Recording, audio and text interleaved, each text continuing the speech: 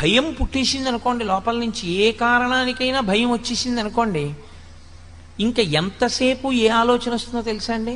ఏమైనా అయిపోతే, ఏమైనా అయిపోతే, ఏమైనా అయిపోతే, అదే తప్పించి అసలు ఏదీ చేయలేడు. ఆయన శుభ్రంగా ఉంటాడు, ఏమీ ఉండదు, ఆరోగ్యం చక్కగా ఉంటుంది. ఇక్కడి నుంచి హైదరాబాద్ వెళ్ళాలంటే ఇంకోళ్ళని తోడు అడుగుతాడు, ఎవరన్నా మీరు వస్తారా మీరు వస్తారా అంటాడు. ఎందుకంటే తోడు, హైదరాబాద్ మీరు వెళ్ళొచ్చుగా, మీకేమి ఇబ్బంది లేదు, షుగర్ లేదు, బీపీ లేదు, ఏమీ లేదు, ఎందుకు మీకు తోడు? ఎందుకైనా మంచిది, పెద్దవాడిని అయిపోయాను కదండి, ఒక్కడిని వెళ్ళడం ఎందుకంటే అంటే ఒక్కడిని వెళ్ళడం ఎందుకు, పెద్దవాడిని అయిపోయానంటే ఆయన అనుమానం ఏమిటంటే తాను చీకట్లో బెర్త మీద పడుకుని ఉండగా పక్క వాళ్ళు ఎవరికి తనకి తెలియనప్పుడు తనకి ఏ స్పృహ తప్పిపోవడమో శోష చేయడమో జరిగితే తన పేరు తాను చెప్పుకోలేకపోతే ఎలా తనని గుర్తుపడతారు? తనేనా అయిపోతాడేమో, తను ఎక్కడో దింపేస్తారేమో, తన పెట్టి ఎత్తుకుపోతారేమో, అన్నీ ఇంకా వికృతమైన ఆలోచనలే, సరి అయిన ఆలోచనలు రావు.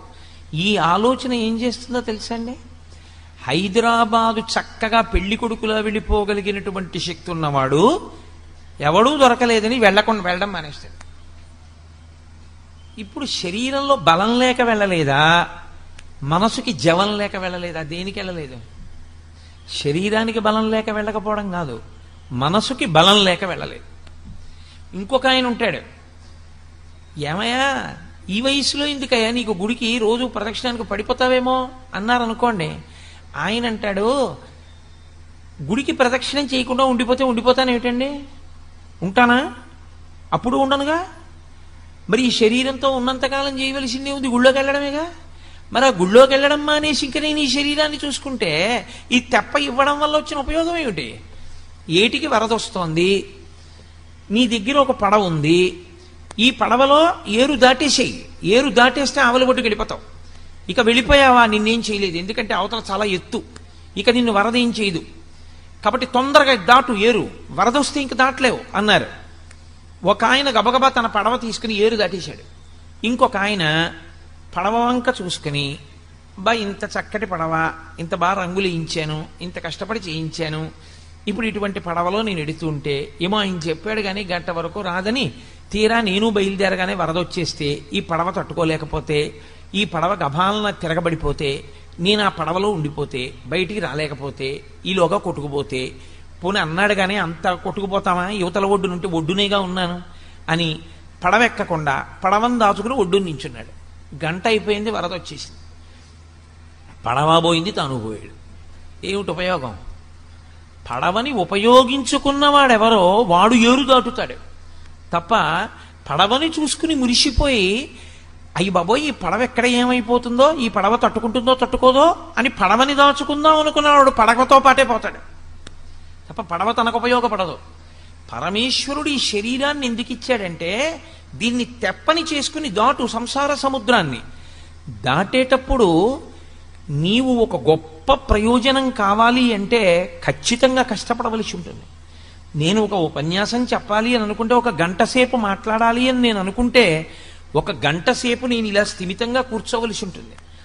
ఒక గంట సేపు నేను దేని గురించి మాట్లాడుతున్నానో దాని మీదే దృష్టి పెట్టవలసి ఉంటుంది. నా ఎదురుగుండా వీడియోగ్రాఫర్లు తిరుగుతున్నా, ఫోటోగ్రాఫర్లు తిరుగుతున్నా, వాళ్ళ పని వాళ్ళు చేస్తున్నా, అది నా దృష్టికి భంగపాటైనా, అది నా దృష్టి కేంద్రీకరణని పాడు చేస్తుందని నాకు తెలిసినా నేను చూసి కూడా దాన్ని చూడకుండా ఉండాలి. నేను దాని మీద దృష్టి పెట్టాను అనుకోండి, వెంటనే నేను ఏం మాట్లాడుతున్నానో పోతుంది. కాబట్టి దానికి నేను సిద్ధపడగలిగితే నేను గంట సేపు ప్రసంగం చేయగలను, లేకపోతే నేను ప్రసంగం చేయలేను. ఆ కష్టం నేను భరించవలసి ఉంటుంది. నువ్వు ఈశ్వరుణ్ణి చేరడం అనేటటువంటి గొప్ప ప్రయోజనాన్ని పొందాలన్నా, అథవా ఉత్తమ లోకాల్ని చేరుకోవాలన్నా, లేదా కనీసం మళ్ళీ మనుష్య ఉపాధిలోకి రావాలన్నా నువ్వు దీంతో కొంత కష్టం చేయవలసి ఉంటుంది. దీనితో నువ్వు ఒక ప్రసంగానికి వెళ్ళి కూర్చుని వినలేదు, ఎలా నీకు వస్తుంది శాస్త్రం? ఎక్కడి నుంచి వస్తుంది నీకు తెలియమంటే విషయం తెలియదు. నువ్వు పుస్తకం చదవవు, పుస్తకం ఇంట్లో ఉంది, పెద్దలు చదివించారు చదువుకోగలవు, పుస్తకం తెచ్చుకోవు, పుస్తకం చదవవు, చదువుకుని అర్థం చేసుకునే ప్రయత్నం చెయ్యవు, మరి ఈ శరీరంతో నువ్వు ఎలా తరిస్తావు? ఎందుకండి దాన్ని చదవడం? ఇప్పుడు ఆ భగవద్గీత అంతా చదవకపోతే వచ్చిన నష్టం ఏమిటండి? రోజు చక్కగా టీవీ చూస్తాను, చూడు, అదిగో ఆ పడవని పట్టుకుని చూసుకుని మురిసిపోతూ గడిపేసి పడవ తాను కొట్టుకుపోయిన వాడు ఎలా ఉంటాడో అలాగే కొట్టుకుపోతాడు. ఈ తెప్పని ఎవరు వాడుకుంటాడో వాడు మాత్రమే ఏరు దాటుతాడు. ఆ ఏరు దాటడం అనేటటువంటి ప్రక్రియ యందు మనసు చాలా చాలా ప్రధానమైన పాత్ర పోషిస్తుంది. ఆ మనసు కాని దౌర్బల్యమునకు లోనైపోయిందనుకోండి, అది ప్రతి చిన్నదానికి కదిలిపోయి భయపడిపోయిందనుకోండి, శరీరమునందు ఉండవలసినటువంటి బలమంతా ఉన్నా నిరర్ధకమే. ఒక పిల్ల ఒక తల్లిదండ్రుల కడుపున అందంగా పుట్టిందనుకోండి, ఆ తల్లిదండ్రులకు ఎన్ని ఆశలు ఉంటాయో, ఆ పిల్లకి ఎన్ని ఆశలు ఉంటాయో, అందులోన ఒక చక్కటి చదువు ఆ పిల్లకు వస్తుంటే, ఆ పిల్ల కాలేజీకి వెళ్ళి వస్తుంటే, ఆ తల్లిదండ్రులు ప్రతిరోజు ఎంత పొంగిపోతారో, గుండెల్లో ఎన్ని కోరికలు పెట్టుకుంటారో, ఎంత పరవశించిపోతారో.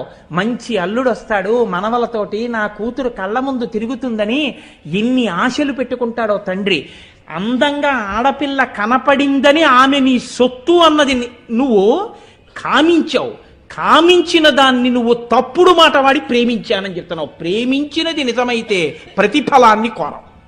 ప్రేమ ఎప్పుడూ ప్రతిఫలాన్ని కోరదు. అందుకే గురువుది ప్రేమ, తండ్రిది ప్రేమ, తల్లిది ప్రేమ.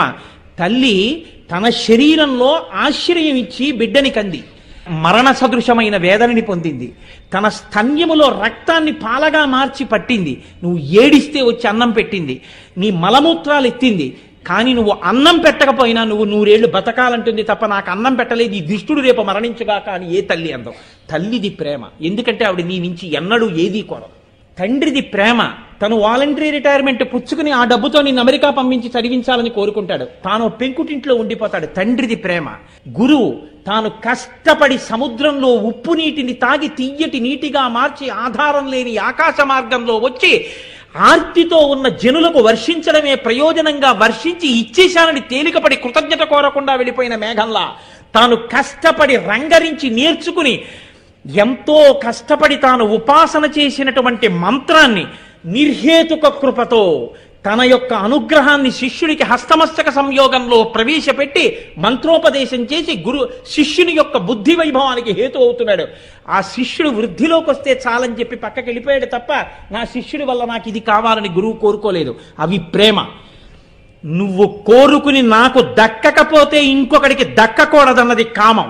నువ్వు కామమని చెప్పకుండా ప్రేమని చెప్తున్నావు, మాట మార్చి ఏమారుస్తున్నావు. అదే రాక్షస బుద్ధి.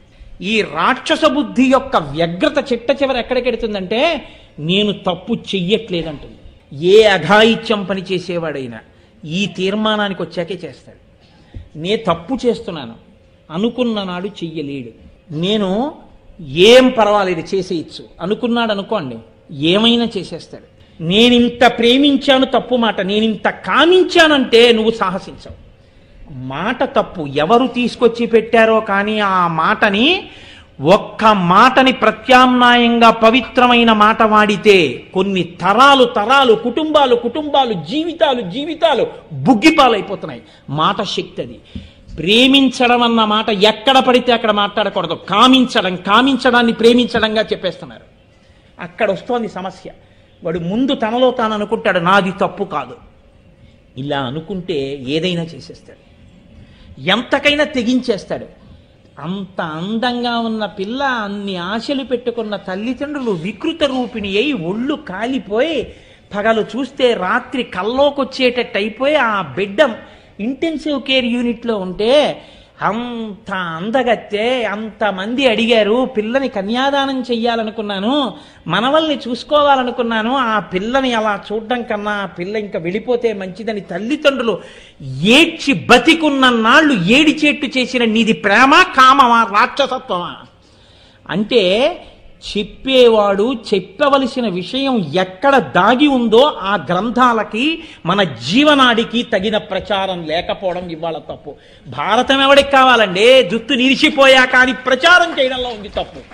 నీ బిడ్డలకి భారతం చెప్తే నీ బిడ్డలకి ఇంటికి తీసుకొచ్చి భారతం పుస్తకాలు పెట్టి నువ్వు ఒక పద్యం చదివి నీ బిడ్డలు ఖాళీగా ఉన్నప్పుడు కూర్చుని చెప్తే, ప్రతి కళాశాలలో ప్రతి పాఠశాలలో రామాయణ భారత భాగవతాలు వివరిస్తే ఆనాడు పిల్లల మనసులలో మార్పు వస్తే పిల్లలందరూ సంతోషంగా ఉంటారు. పిల్లలది తప్పు కాదు, మనది తప్పు.